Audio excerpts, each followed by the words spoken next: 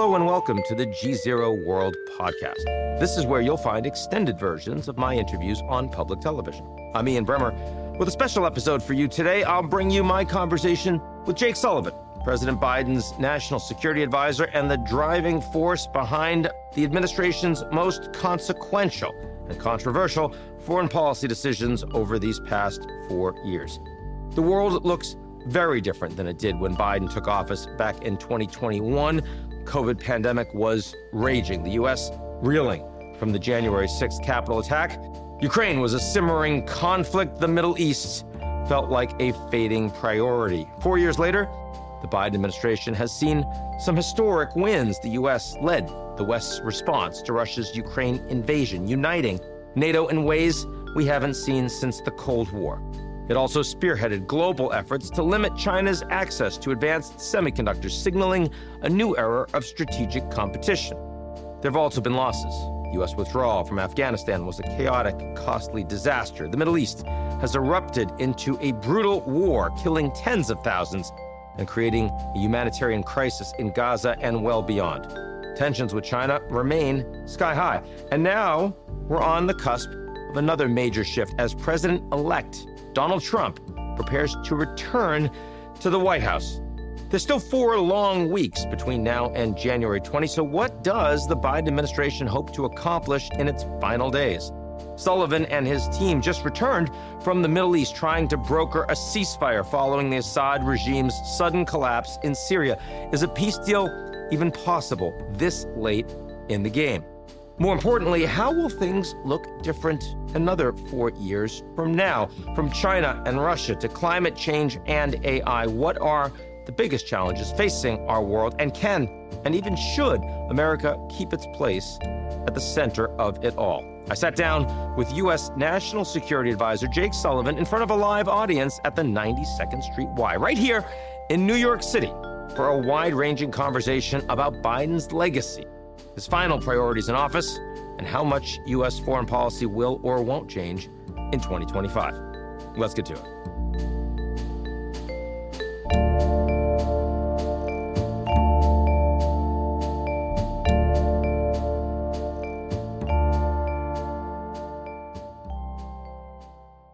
The GZERO World podcast is brought to you by our lead sponsor, Prologis.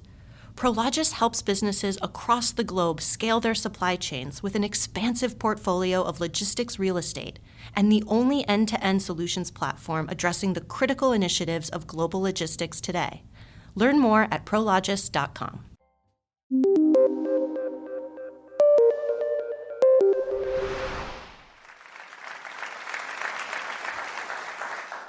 Jake, welcome. Thank you for having me. It's really good to be here. Thank you for being here. You just got back from the Middle East. Yes. We're going to talk about the whole world, but maybe start there. I'm wondering, in terms of biggest surprises, is it how much the Israelis have reestablished escalation dominance? Is it Iran and the axis of resistance looking like a big deal and then imploding? Is it what just happened with Assad and the rollout in Syria? Where would you stack this is the thing that we probably least expected? Yes. I mean, not to be, every one of those pieces has been maybe not surprising directionally, in the sense that, one could see the ways in which Israel, frankly backed by the United States in terms of much of what it has accomplished, was taking the fight to its enemies. One could see the weakening and the fracturing of the axis of resistance and the weakening of Iran. And one could see the pressure on Assad, particularly because his 2 main patrons, Iran and Russia, were distracted and weakened. But the speed, the scope, and the scale of the remaking of the Middle East in this short amount of time, I think you'd find very few people who could have predicted all of that, and that we would be sitting here in December of 2024 with the picture looking the way that it looks. Does the picture today look at least modestly more stable than it did a year ago, or does it look worse?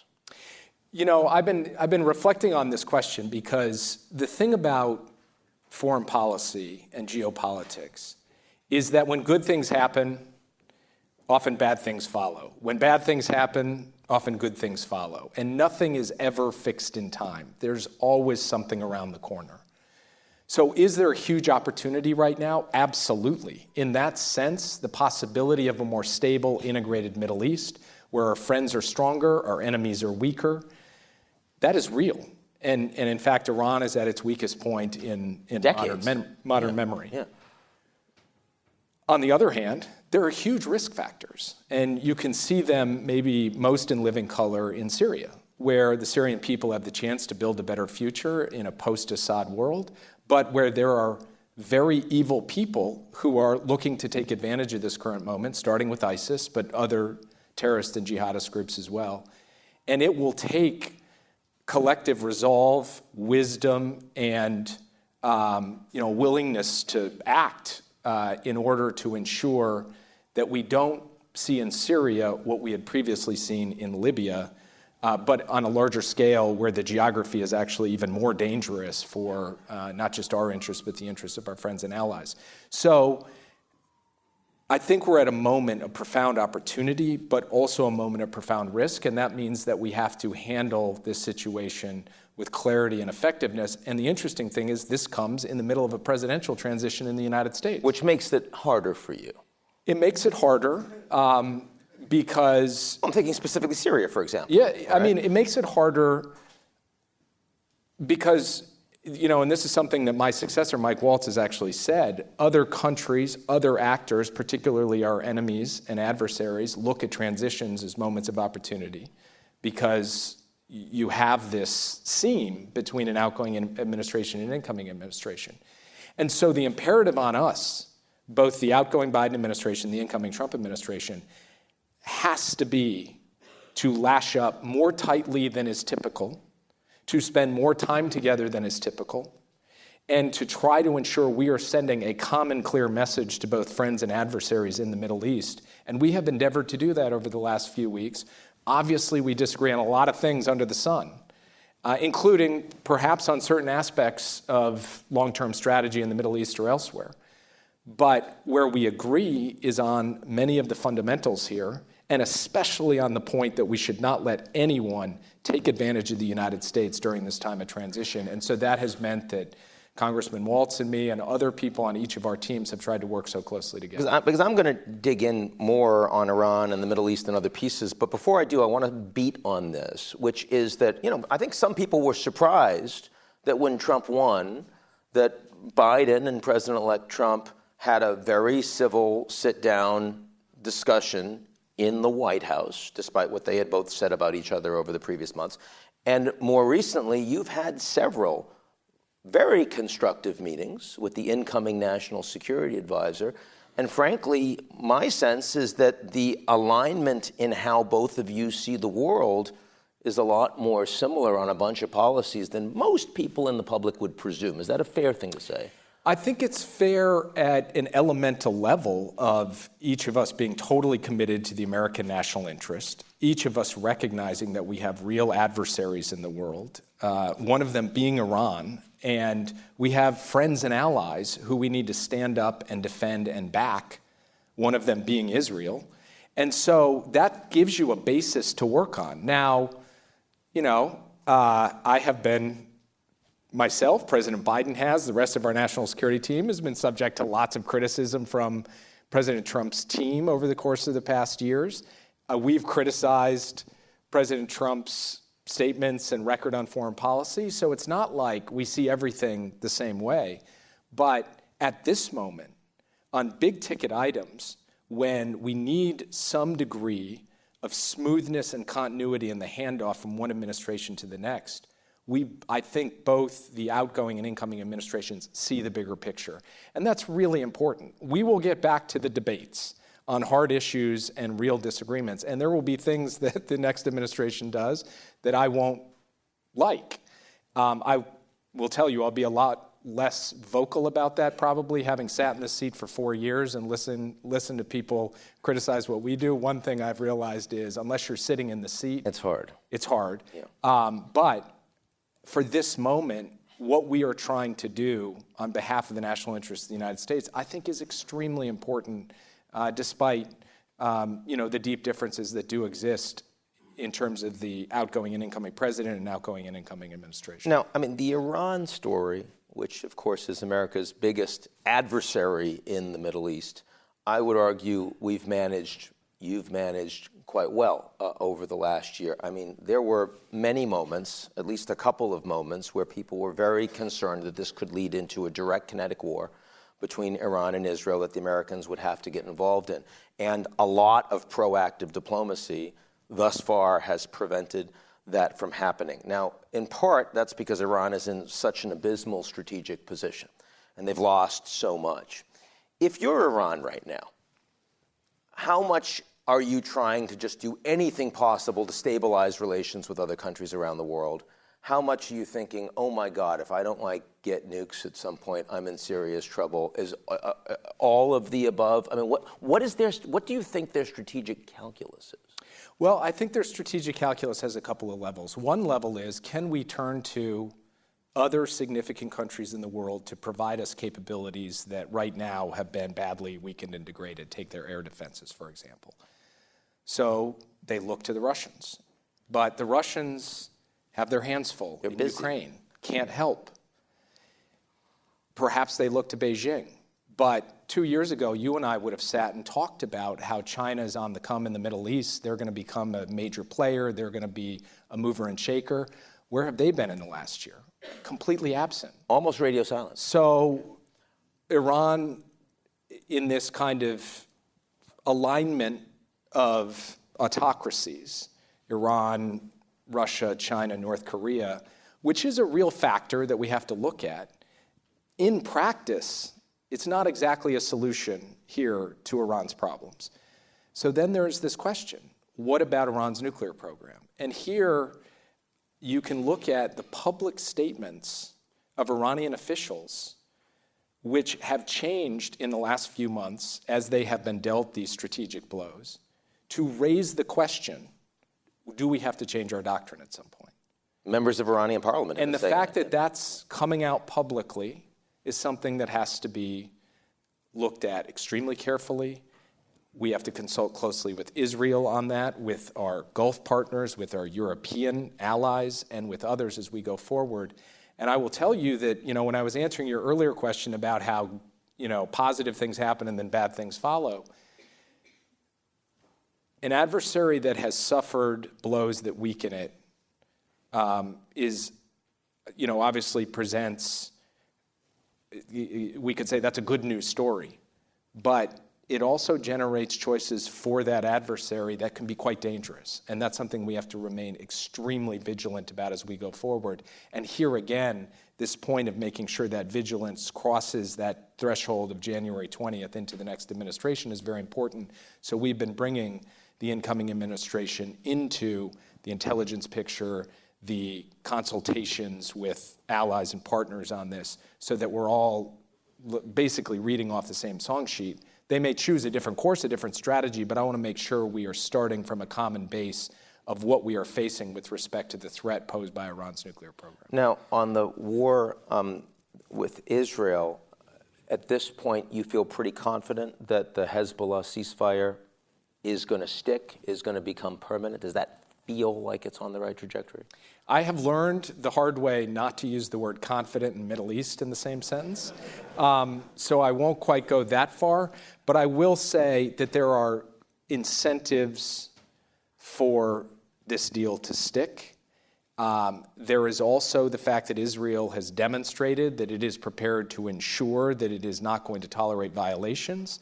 The United States and France, as two outside players, actively working to ensure the deal is enforced. We are making it known that we're not going to let this be 2006 all over again. I think the Lebanese people do not want to turn the clock back now. They would like to see a better future for Lebanon. So I think that the pieces are in place for this not to be temporary, for it to be durable. But it is also subject to risk itself. Risk of overreach by Hezbollah trying to rebuild its terrorist infrastructure, risk of potential spillovers from Syria that could complicate the picture. But in the main, I think we have got something in place that was a feat of Israeli military capacity and a feat of American diplomacy that can endure.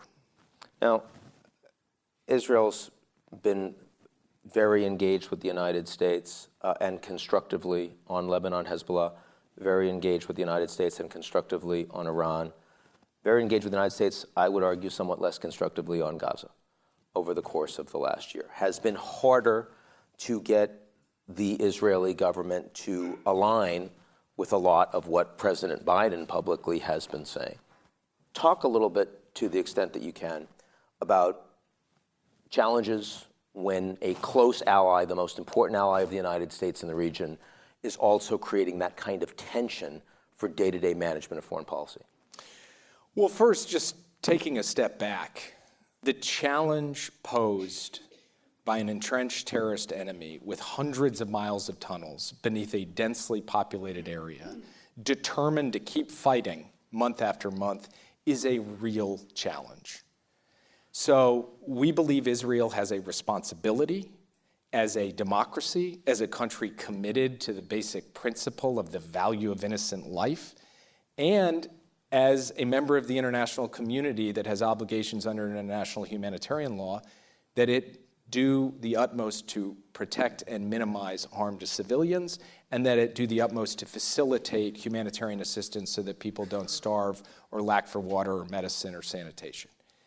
And we believe too many civilians have died in Gaza over the course of this conflict. And at too many moments, we've felt we've had to step up privately and publicly and push on the humanitarian front to get more trucks, more aid, more life-saving assistance into the people of Gaza. And you are doing a lot more privately on this front than people have seen publicly.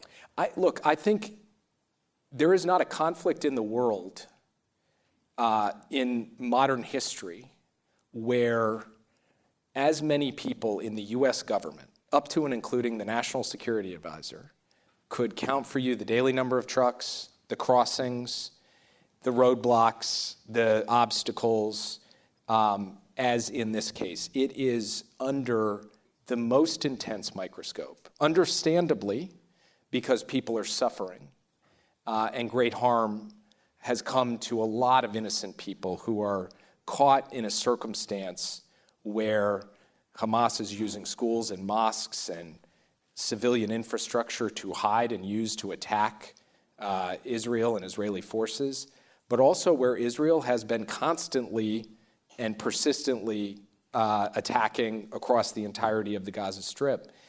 So it's understandable that the microscope is there, but it means that every single day, I personally am getting a report on the humanitarian situation. I'm getting a list of the things that we need to ask of Israel to try to alleviate it, and working that day in, day out, and never being satisfied. Because at the end of the day, in a war zone like this, you always want to be pushing for more. And then publicly, we have to also speak to our values and say, yes, we want to see more humanitarian aid get into Gaza. There's nothing inconsistent with that, in my view.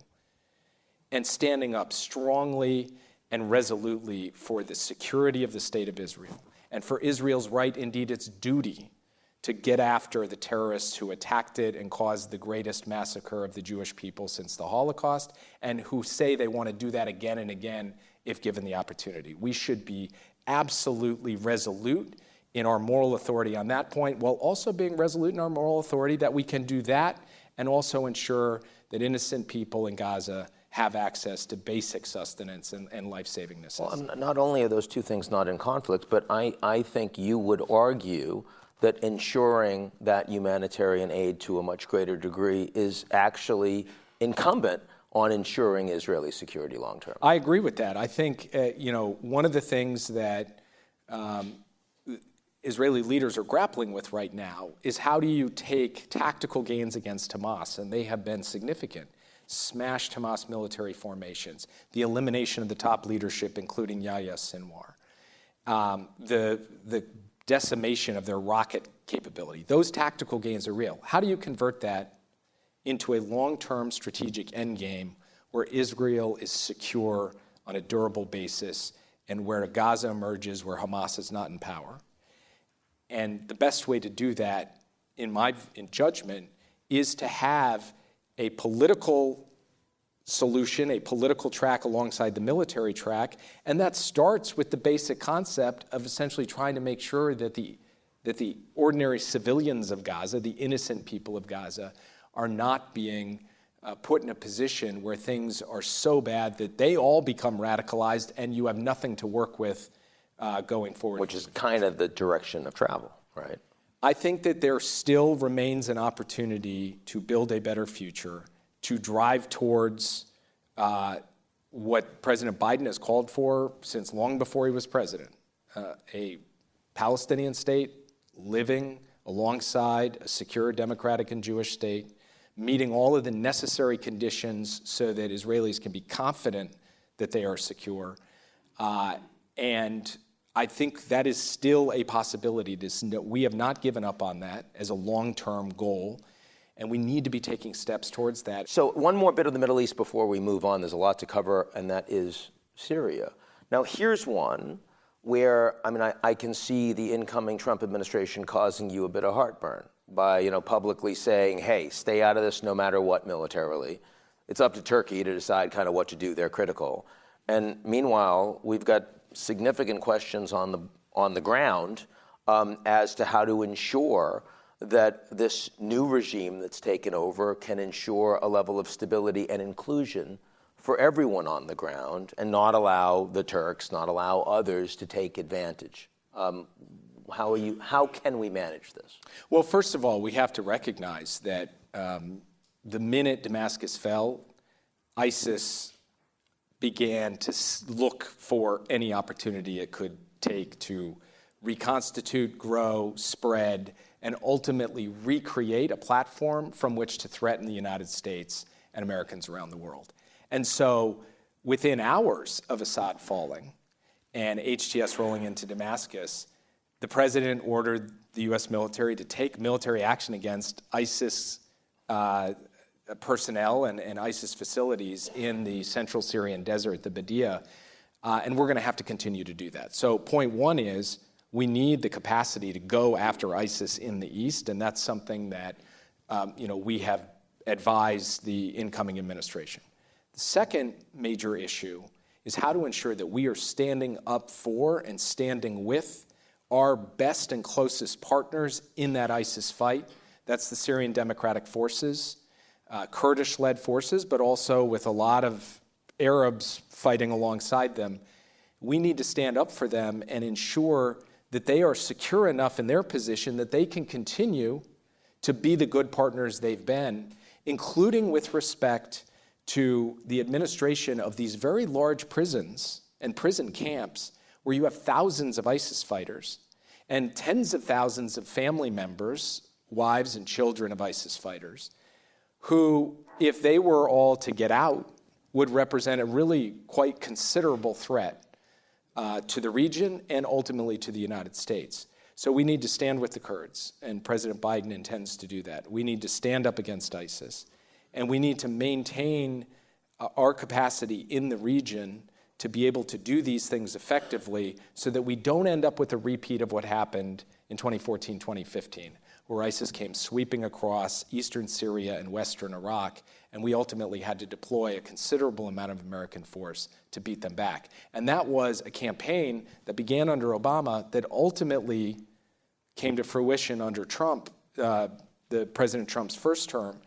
So he has the experience of actually fighting ISIS in eastern Syria, in Raqqa, to ultimately rid the world of that caliphate that posed such a grave threat to Europe, the United States, and beyond. But there's a real and extant risk right now that Syria could become not quite Afghanistan, but not just a civil war, but could actually become a primary hotbed of radical Islamic terrorism. There is a real and extant risk of that, and I don't think we should sugarcoat that fact, but let's keep in mind that it's my job as National Security Advisor to frequently see the risk in a given situation I would be remiss if I didn't say there isn't also a real opportunity. Assad was a butcher, a brutally murderous dictator of his own people. Assad, you could say, you could kind of take the measure of that man by his friends, Iran, Russia, Hezbollah. Him being gone is not a bad thing. We should shed no tears about that. And it presents this opportunity for the Syrian people to actually build a better future, an inclusive future that is consistent with what I think not just all of the various communities of Syria want, but which these guys who've rolled into Damascus are actually saying. Now, converting words to deeds is another matter. It's something we will be watching closely. But Syria, to me, to understand it, you have to see both the real risk, and it's as you described, and see the opportunity and try to push things in the direction of opportunity while minimizing. No, look, I'm asking not because I think HTS is automatically a problem to be dealt with. I agree the opportunity. I'm asking mostly because if the United States in a short period of time says, not my problem, vacuum, have at it, what the potential implications of that are. I think you put that very well. The potential implications of us precipitously creating a vacuum are highly determined, highly experienced jihadists, starting with ISIS, will look to exploit that, take territory, particularly in eastern Syria, and as we have seen before, use that territory to plan, to inspire, to direct, and to enable attacks, including in the American homeland. And in some ways, some of the biggest geopolitical challenges that have emerged over the course of the last decade has been a proliferation of vacuums, a proliferation of space where bad actors can act asymmetrically. Some of them virtual, some of them physical and territorial, some of them sectoral. But the implications of that being for stable democracies to pick it up or wither. That's right. Part of that is about being prepared to engage early with the new players on the scene in Damascus, with HTS. And Secretary Blinken let it be known a couple of days ago that we've actually begun to have direct engagement with HTS. And Secretary Blinken sat with all the Arab states, with Turkey, with France, a couple of days ago in Aqaba, Jordan, to try to get everybody on the same page. Because the other lesson of the potential for vacuums to come in is that if you've got one group of strong countries on one side backing one group of folks, and you have another group of strong countries on another side backing a different group of folks, you're more likely to have those vacuums emerge because the major responsible countries of a given region are not all pulling in the same direction. We saw that in Libya in spades. We can't see that in Syria, which means trying to get everyone aligned around a common picture for how we go forward. That is no easy task. But if we end up with a proxy war in Syria, I think it is only going to exacerbate the risks you've just described with the possible expansion of this vacuum. And America being a part of that, being present, being engaged, not just with our physical presence, but with our diplomatic initiative, is going to be vital over the coming months.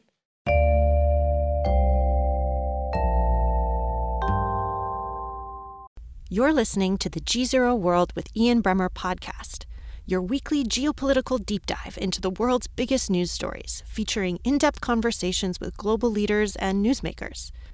To get more of GZERO's insights on global politics every morning, sign up for our free newsletter, GZERO Daily, at gzeromedia.com.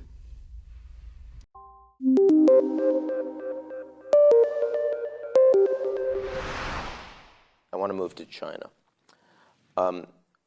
When you first became National Security Advisor, conventional wisdom on China is huge powerhouse, going to become the largest economy in the world in relatively short order. That is not what we are looking at today. Their economy is in the worst shape since the 90s, maybe the 70s. They've never become the largest economy in the world. So clearly it feels like they're on the back foot. They're not taking the kinds of decisions that would be required to get them out of this structural economic decline for now. How different is it dealing with a China that feels like it's playing defense than it is in Anchorage in the first meeting when we've got a much more robust, confident China saying we got the world in our hands? You know, it's interesting. It's a good question, but I'm not sure that if you pushed the top echelon of leadership in China on the question, one, is America in secular decline? And two, is China inexorably going to become the leading power in the world, economically, technologically, diplomatically, and so forth? They wouldn't say yes and yes, still to this day. I think they're totally wrong, and a bet against America is a very bad bet, and the engines of American power are humming right now. And I think the trajectory of China, this inexorable juggernaut, the objective evidence does not point in that direction. But I don't think it has actually fundamentally yet shifted entirely their mindset of statecraft about the world. What it has done... The time frames have certainly shifted. The time frames have shifted, but the basic logic of the East is rising, the West is declining, I think remains present to this day. So it's a tactical move. And so, exactly. Yeah. So I think what we're seeing instead is just, we have storms, we have to weather them, we need to manage this, but fundamentally, the long-term strategic outlook, I do not perceive, has altered in a significant way. And I believe that basically that means that U.S. policy should not move dramatically because of these developments with respect to the Chinese economy. And it has to be built on two basic premises. One is what I just said, which is China does seek to become the world's leading power. I do not believe that is in the interest of the United States. And the second is, no matter what the trajectory, the United States and China are going to have to learn to live alongside one another as major powers in the world for the foreseeable future. And we need terms upon which we can do that, even as we compete vigorously in all of these different domains. That has been the basic thrust of the diplomacy that we have engaged in. It has been to create a effective management of a highly competitive relationship without for an instant taking away from the actions that we need to take to protect our technology, to enhance our deterrence, to deepen the strength of our economy, and to support our friends. And so we've tried to do both of those at once, and I think we are handing off a relationship with China where America is in a very strong competitive position, but also where we have the ability to engage diplomatically with China in ways that help ensure the competition does not veer into conflict. That is not an easy feat. It is not a task that is ever complete. That is going to have to be an ongoing aspect of U.S.-China relations into the future.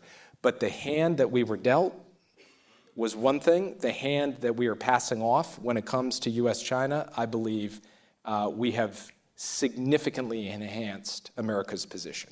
Look, I mean, I think it's pretty clear. One, you've got general bipartisan agreement on what a U.S.-China relationship should look like, which is not true of a lot of areas of foreign policy. And two, the relationship has been stabilized, even potentially strengthened, without the Americans giving up any fundamental equities. So, I mean, those two things definitely help. But I want to press a little bit on the tactical shift. Because look, I accept that China still thinks long-term, you know, the world is their oyster. But, I mean, clearly, the last year has gone a lot worse for them than they expected. Zero COVID went a lot worse for them than they expected. We see from Chinese leadership now them talking about concerns even on social instability and dissent, and this can't be tolerated. So it's clearly getting up to the top leadership, and they're saying, what are you guys doing? We see like all of these ministers of defense, minister of foreign, other U.S. ambassador, right, getting done up for corruption. So it's not been the best few years. It's been a rough ride for them. And you have spent, I'm not sure if the audience here knows, but you have spent an extraordinary amount of personal time with Wang Yi over the months, right, since the APEC summit. Talk about tactically how you have perceived a shift in China's negotiating stance, position, how engaging they're willing to be, how, if at all, they're seeing the United States right now. And I'm specifically asking this as we all are thinking about 60% tariffs coming from Trump, thinking about a much more potentially assertive, out-of-the-box position, the China that they're going to be facing. So, you know, I think one feature of my conversations with Wang Yi, and we tend to get together every few months for 2 days and have somewhere between 12 and 15 hours of conversation. But we don't cover every issue under the sun in the U.S.-China relationship. We focus on a few key subjects. And what makes that conversation different in 2024 than it was in 2022 is that it is much more about each of us kind of asking questions of the other, what our limits are, what our boundaries are, where are we taking things, what's this all about. There's a much more inquisitive dynamic to the dialogue than there used to be. And I'll give you an example. We've taken a series of measures to protect American advanced technology so that it can't be used by the Chinese military to threaten us or our allies, including advanced semiconductors and semiconductor manufacturing equipment. Obviously, the PRC did not like this. And we've done that with allies. And we've done it with key allies the Netherlands, Japan, South Korea. As are part of that semiconductor ecosystem so that collectively we can ensure that Western technology built on an American backbone doesn't end up being used by the PRC. Which they really don't like. They don't like it. Yeah. But so it used to be that it would just be what in diplomatic terms is called a démarche, but which in layman's terms is just like basically a screed against, wow, you have done these terrible, evil things. You are very bad, and that would be the nature of the conversation. Now the conversation is them asking us or us asking them, what do you see as being the boundary between economics on the one hand and national security on the other? Define that for me. How do you think about it? And I'm not naive enough to think that this is just some Socratic seminar. They've got a purpose behind it, so do I. But it creates the opportunity to have a strategic conversation, to try to clarify intentions, to try to look for opportunities where we can come to better understanding. And frequently it's going to lead at the end to deep disagreement. They strongly disagree with what we are doing, just as when we talk about the relationship between Russia and China or their support for Russia's defense industrial base in the war in Ukraine, I'm pushing them with a series of questions. And at the end, I'm not satisfied with all the answers, which is why we take certain actions that include PRC entities.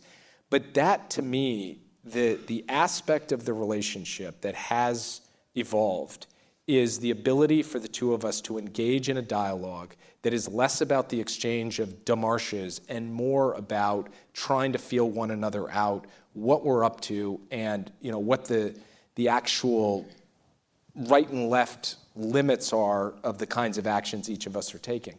And then there's one other aspect of the relationship that has evolved over time, which is we had a big debate early on between us, which is our view was you can compete and you can also work together in areas of mutual interest. The PRC's view was if you are intent on competition, then why should we cooperate with you? I think we have evolved that to a point where we both see managed competition as involving elements of relentless and intense competition on the one hand, but also areas where we can, in fact, work together where our interests align and where, frankly, we have to work together. Just one very simple example. For the first time in decades, President Biden and President Xi actually put out a statement about nuclear risk reduction. It was a very simple statement. It said that humans, not artificial intelligence, should be have their hand on the switch what at all determines times. Absolutely. Use of nuclear weapons. And that was just a few months ago. Yeah. That should be apparent to everyone. That took months, maybe years to negotiate. But we are there. We are finally there, even at the same time that they're placing export controls on certain critical minerals. We're updating our export controls on semiconductors. All of this is happening at once because there is a recognition that that managed competition requires being able to have some areas where we can work together and see if you can expand those areas even as you're competing vigorously in technology and economics, in the military domain, and in others. Well, I mean, part of that is just understanding and being able to articulate that the intention of U.S. strategy in long term is not regime change in China. It's a recognition that we're going to be living together in some way. Well, it's interesting because there is a school of thought that is fairly prominent in Washington that says, in fact, the position that we, the Biden administration, have taken, which is we would like to put ourselves in the best possible position to compete effectively on behalf of ourselves and our allies, that we will take actions to do that. But we also are going to have to live alongside China as a major power, that second part is wrong, that in fact we should be driving towards a defeat or capitulation. There was an op-ed written by Mike Gallagher, person I respect enormously, Smart guy. Yeah. Disagree with on this that particular issue. point, but Absolutely. precisely making this argument. So I do think there will be a debate in the years ahead in Washington between those who say, we're going to compete and we're going to be clear-eyed and relentless in the competition, and those who say, but that there's not an end state, it's a steady state of competition, and those who say, no, you've got to bring down the CCP. But I want to be clear what I'm saying. I believe the reason that there has been movement between the U.S. and China in recognizing that we can do managed competition and also have cooperation is because the perspective of the United States government today is that the U.S. is not trying to ultimately engage in a regime change in China. And if that were to change, I suspect the Chinese position on this would be quite different. Right. Action would cause reaction in a quite traumatic way, and I think you would have considerable destabilization. Okay. How about big picture China and macro geopolitics, which is actually another difficult question. I remember when the Secretary of State put out a recent piece in Foreign Affairs talking about kind of an axis of Russia, North Korea, Iran, and China. NATO allies have also talked about that a fair bit. My perspective is 3 of those countries, we'd be very happy with a different government. 3 of those countries, we don't feel the need that we have to live side by side with them long term. 1 of them we do, as we just discussed. I'm wondering to what extent you believe that some of the areas that we can work with China, should work with China in the long term, have to do with stabilization of the global environment. I mean, they're the largest creditor to the global South. The United States is also really interested in the global South not falling apart. Very different than Russia's perspective with the former Wagner Group in the Sahel, for example, right? At the end of the day, as you said, the Chinese aren't doing very much in the Middle East. But in principle, the Chinese want stability in the Middle East because they get a lot of energy from the Middle East. They want to invest in and through the Middle East. Russia invading Ukraine was supposed to be over in a couple weeks from China's perspective. Now it's screwed up their relations with the Europeans. That's a problem for them. So how much should the United States be trying to treat China as a country that should want to have a more stable environment geopolitically? Well, what I say to my Chinese interlocutors is that part of their public messaging and their private messaging to us is we don't want a new Cold War and we don't like what they call bloc confrontation. This is their asserted position. And so the point I make to them is Putin does want a new Cold War, does want bloc confrontation, and North Korea is happy to go along with that. As to your point, probably as Iran, I think Iran's, kind of got just a different agenda that's more regionally focused, but nonetheless, sort of along that line. They're also in a lot more trouble. China, yeah, exactly. China has a choice to make, and it can either continue to tighten those links militarily, diplomatically, and otherwise, and end up in a circumstance where it is really part of an axis, or it can do what I think is much more natural from the point of view of China's perspective, interest, and opportunity, which is to be a huge competitor to the United States. Let's make no bones about that. And we are going to compete vigorously for shaping the future. And I believe that if we fall well behind in that competition, it will be to our tremendous detriment. But on climate, on macroeconomic stability, on questions related to ensuring that the risks associated with things like artificial intelligence do not spin out of control, even on issues like the Iranian nuclear program, we ought to be able to find a way where our interests and China's interests sufficiently align that having a constructive agenda to go alongside the intense competition serves the American people. and serves the people of the world, for that matter. But that comes, a lot of, most of the time people ask that series of questions from the point of view of, what are you going to do, America, to help make that happen? How are you going to be nicer to China so that China, is willing to do these things? And I think we've reached a point in this relationship where really, actually, it's China's choice to make more than it is ours. They have to decide. Is she gonna make the Xi-Putin kind of personal relationship the dominant issue, or is the PRC going to think of itself as a distinct kind of actor that is not part of this axis? I personally don't think they fully made that decision one way or the other. Which is a good reason to press them on it. Exactly. The risk is really there that they will go down a darker path. I think it's our job to engage in statecraft and diplomacy backed by the types of competitive actions we've taken and backed by strong allies who are all aligned around a common vision to try to get them to make the right choice that would serve our interests better, for them to tack differently from the way these other countries are tacked. So is it fair to say that labeling them part of an axis with Russia, North Korea, and Iran is not necessarily the most helpful way to accomplish that? Well, that's an interesting question. What I would say, I would just put it differently myself. I would say that there is greater alignment today, including China, among these countries, and we're seeing it in ways that are quite worrying. But it is not preordained that China ends up foursquare in this axis, and we can do things to shape the environment, and China then has choices to make.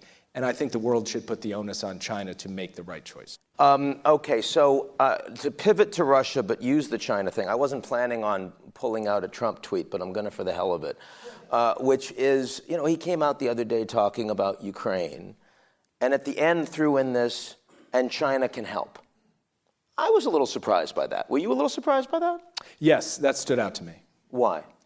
Because it's something I've grappled with, actually, personally, is having had long conversations, not just with China, but with the Europeans and with the Ukrainians about what kind of role could China play in all of this. And the Ukrainians have made no secret about the fact that they want to engage and talk to China about, how we get ultimately to a just peace in Ukraine. And, Ukraine has been concerned about some of the initiatives that China has put forward, but has wanted to really engage them. They have a relationship with Russia.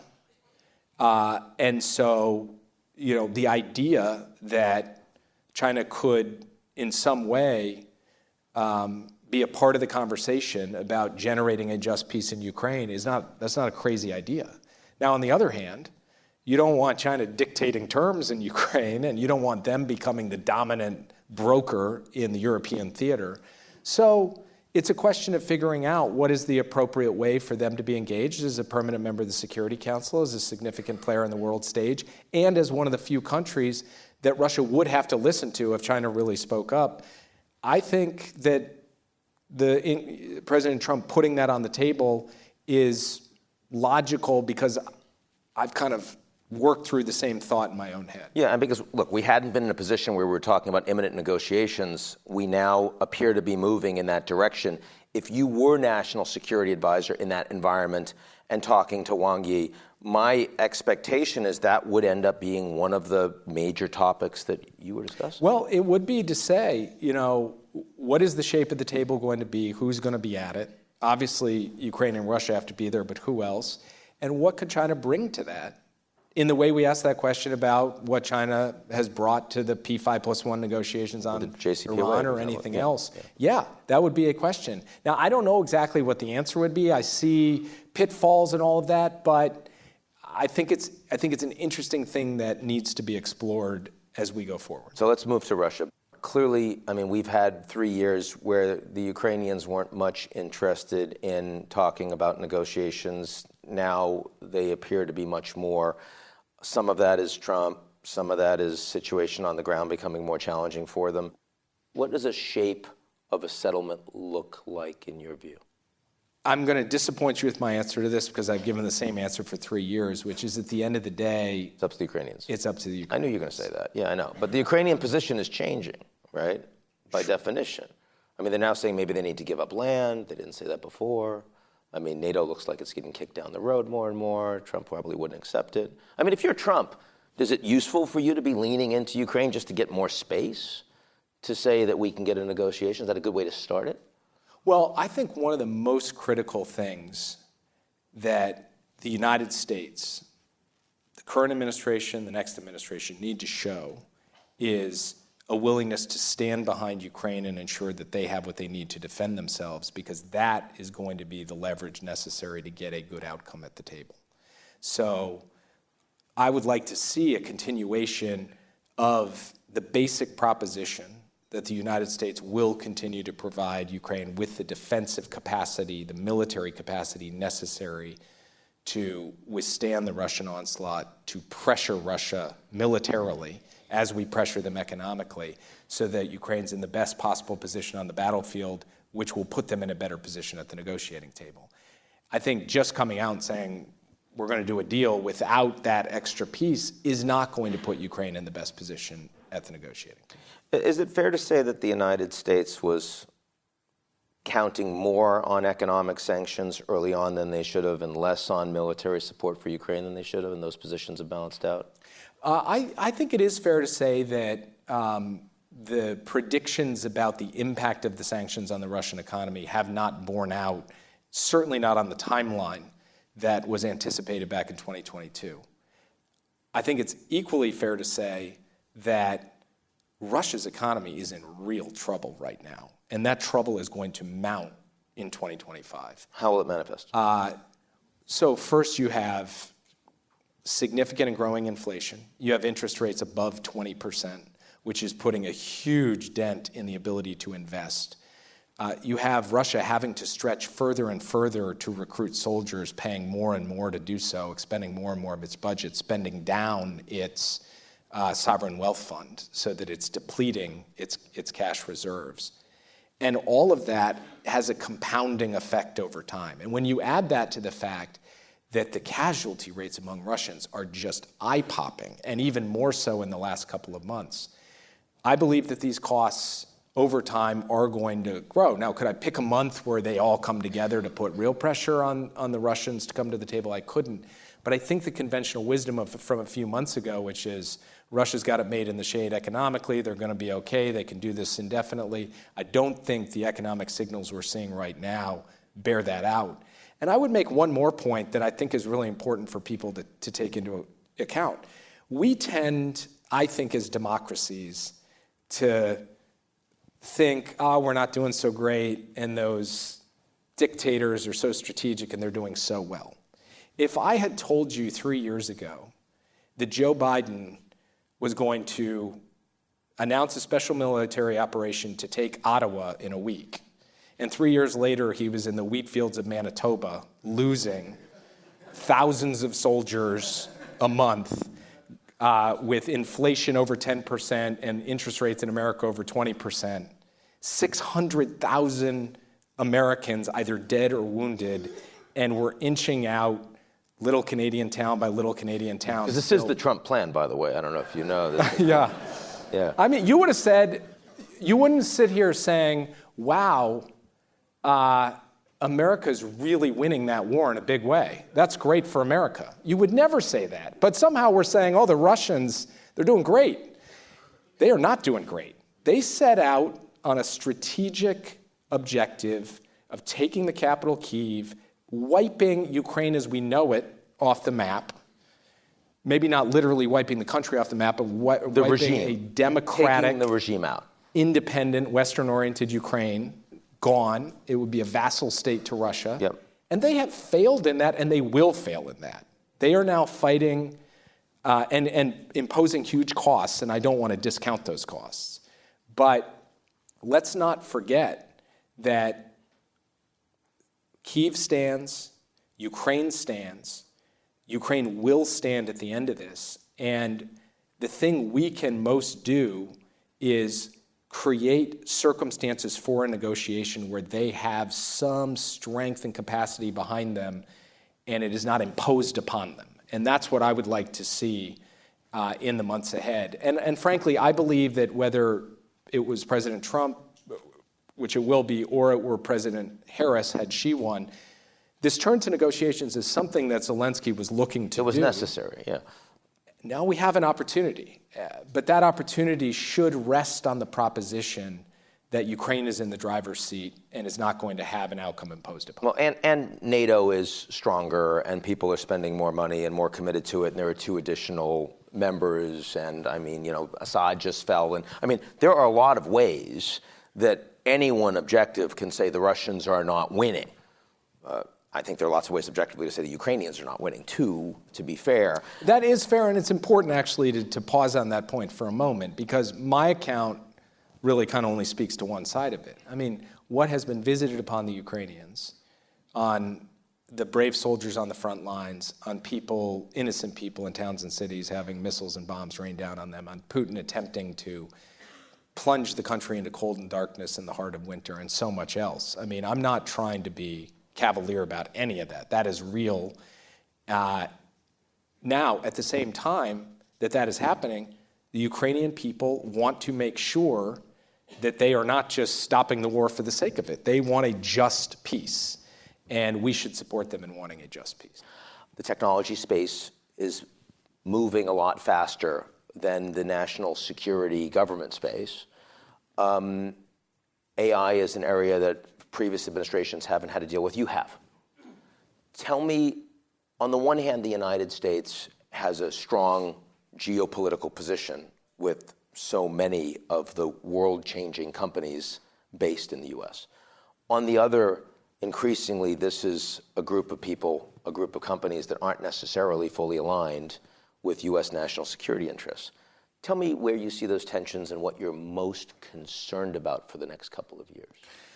Well, first, I think the big American technology companies have done a quite remarkable job in driving innovation forward in artificial intelligence. You see it with Google, you see it with Microsoft, you see it with Meta. Like, having major American technology companies with capital to deploy and ambition to deploy has pushed the edge of artificial intelligence in ways that have given the United States a competitive edge and a real lead. That is a national asset. It is. Now, on the other hand, America's technological edge has always rested on not just having big tech companies, on having startups and a very competitive, very mixed ecosystem. And so one of the risk factors I see is making sure that we are continuing to nurture and ensure that these companies can come forward, the little guys, to produce new innovations and new technological solutions. So that's one issue. The second issue is that we need to, on the one hand, balance between ensuring that the most advanced AI at the frontier continues to be generated, produced, so to speak, in the United States, so that we're not outsourcing it to other countries and we're not trading one form of dependence for another. But on the other hand, we're allowing this technology to be diffused globally so that America maintains its technological leadership elsewhere. How you strike that balance, I think, is extremely challenging. It's something we're focused on right now, and the next administration is going to have to focus on as well. Got a question on TikTok as a risk. Do you think that it is a security risk to the United States? Our intelligence professionals, our national security professionals, not the politicians, the professionals, have looked at this and have seen the national security risks. That's why you had this legislation from the Congress for divestment. But there are both data risks and algorithm risks associated with TikTok under current ownership. And that has been laid out not by me sitting here, but by the intelligence community and those who sit and kind of look at and try to size up these risks. And it has led to a circumstance in which we have this impending deadline. When you look at the principal actors in artificial intelligence in the United States, how much do you think of them as geopolitical actors that have degrees of real independence from what the U.S. government might or might not want? I think of them as geopolitical actors in that they have a big impact on geopolitics. I'm less convinced that the leadership of these companies sit around and think, I'm going to shape the world in my image, or I want to play as a geopolitical actor alongside a nation state. So I think of it more as the result of their existence than as the object of their existence. But we have to take that seriously. That is a part of the firmament in geopolitics now. And we have to consider the fact that, yes, as you said, these are American companies, but they're not like Chinese state-owned enterprises. They have their own incentives. They have their own strategies and objectives. And much of that is very much aligned with the values and the direction that the United States wants to go. But they are independent actors, and we have to take that into account. I remember talking a couple of years ago with you about the fact that you said like one of the biggest frustrations is it's hard to have a trade policy. And there are a lot of political constraints around that. It's easier to have an industrial policy.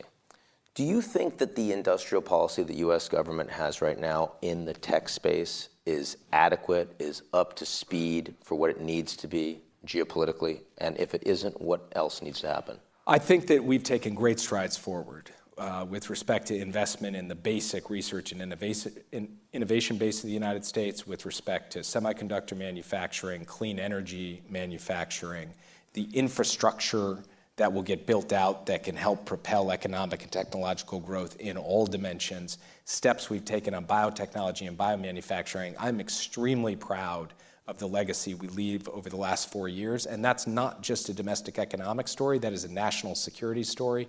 It's something that I personally have cared passionately about as National Security Advisor.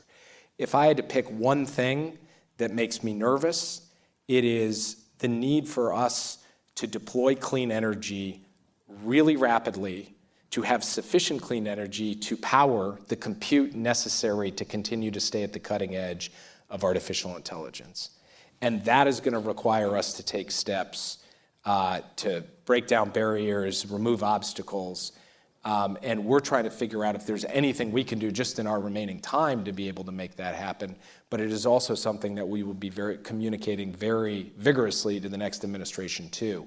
We have got to be able to increase overall clean energy output so that we are increasing our overall capacity at a basic level of compute so that we maintain the lead in AI and in other technological areas. Here's an interesting question that I bet a lot of people are thinking about. Why did President Biden's foreign policy for the middle class never gain traction with the broad American public? It's a good question. I mean, first of all, I think that foreign policy in general tends to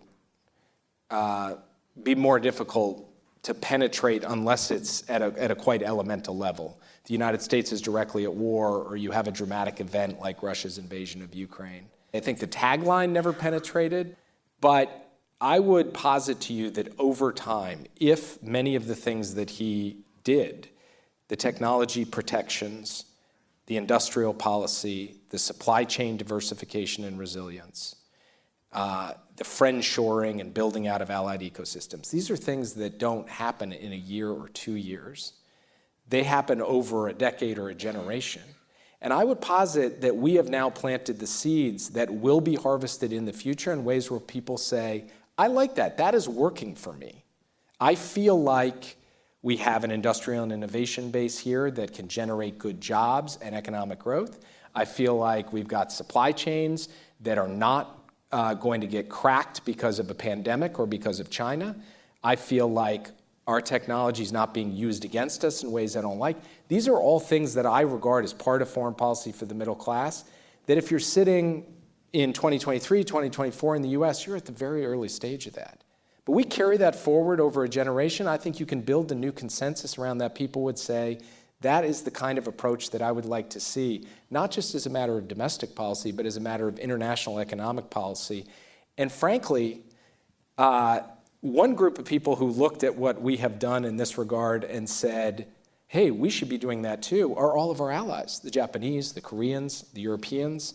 have all said, we've got to do that. Draghi just put out a big report basically describing competitiveness report. This sort of theory. Absolutely. So which is great in I think theory. it will take longer for that to fully penetrate. But I think I have conviction that if we stick with it as a country, I believe it will penetrate. Now, interestingly, I mean, not only do allies recognize that this is a strategy they need to do more of, but I mean, I would argue that this is an area of foreign policy that the Biden administration, the incoming Trump administration actually do have a lot of overlap on. This is a place that I wouldn't expect to see a great deal of difference. I think that's right. I mean, it's hard to know exactly because there are a lot of different voices, and it's possible to take the basic core of this strategy in an extremely aggressive direction, like the 60% tariffs you were talking about earlier.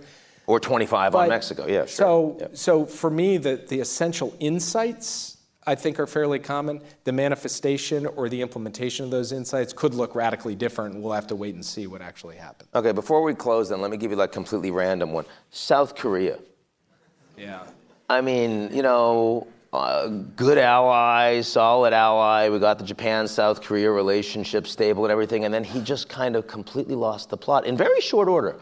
Did you see that coming? I cannot say that I saw the declaration of martial law, on a night come and then have it reversed 24 hours later and everything. I said, no. I think it was like 6 hours. Did not see that coming. Yeah. But we had January 6th. Yeah. So I think it's important for us to recognize that dramatic events happen even in highly advanced consolidated democracies.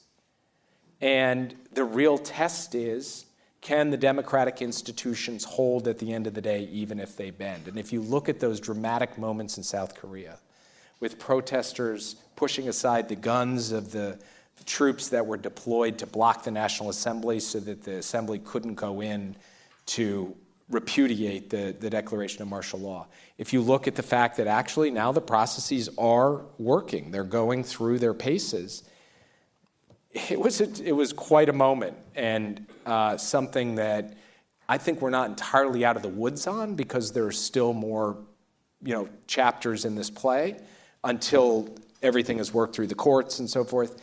But the institutions in South Korea are holding.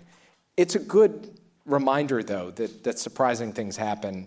If you had asked a lot of people around the world, was January 6th going to happen? They would have said, no, I was very surprised by that. We're going to have more of these surprises in the future. I mean, one thing that we have to keep in mind is we are in a new era.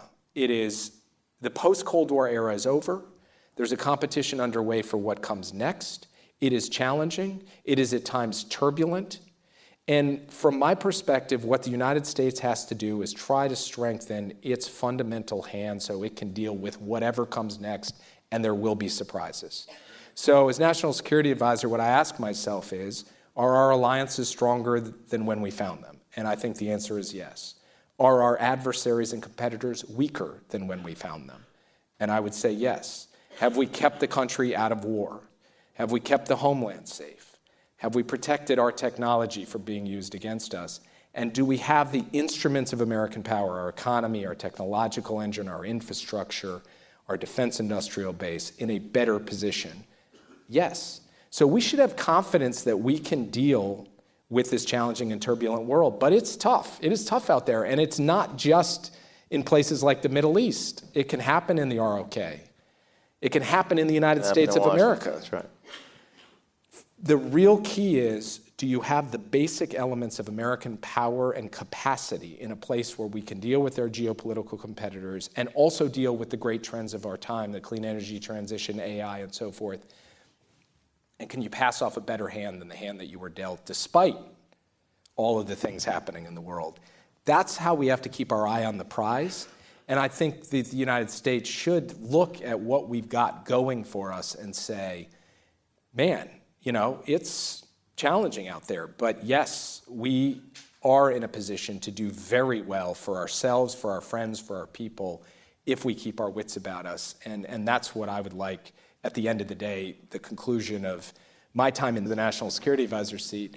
That's really what I walk away from. And then coming back to your question about China, they tend to look at success, so to speak, in geopolitics and foreign policy is not about doctrine or about sort of narrative. They look at it on the basis of assets and liabilities. Do we have strong friends and less strong enemies? Are we entangled in war? Is our homeland under attack from terrorists or others? Where do we stand on technology, on the economy, on supply chains, and so forth?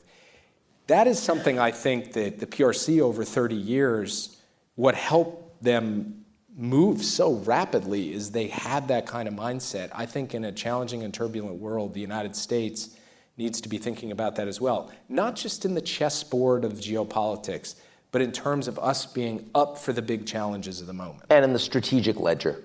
Yeah. Long term, who are the people that the Americans feel like we can count on around the world? And there, the Chinese, if they took an honest-to-God strategic look, shouldn't be thinking the United States is in decline. Exactly. And also should be saying, wow, I'd much rather have what the U.S. has, these powerful, capable democracies, even if they have weird moments like the Martial Law Declaration, as opposed to when China looks around at who its really core group of friends are or could be.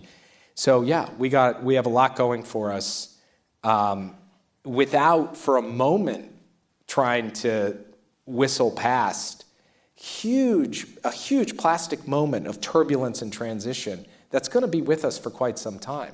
We just got to be prepared to say we have what it takes alongside our friends to navigate this moment in a way that will serve our people well. Ladies and gentlemen, please join me in thanking National Security Advisor Jake Sullivan.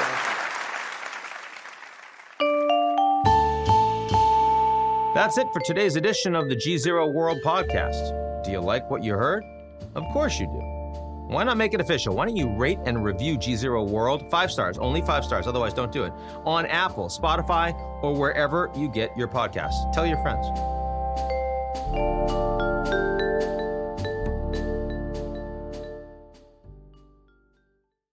The GZERO World podcast is brought to you by our lead sponsor, Prologis.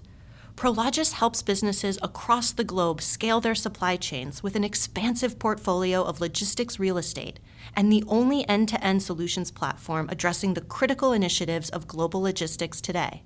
Learn more at prologis.com.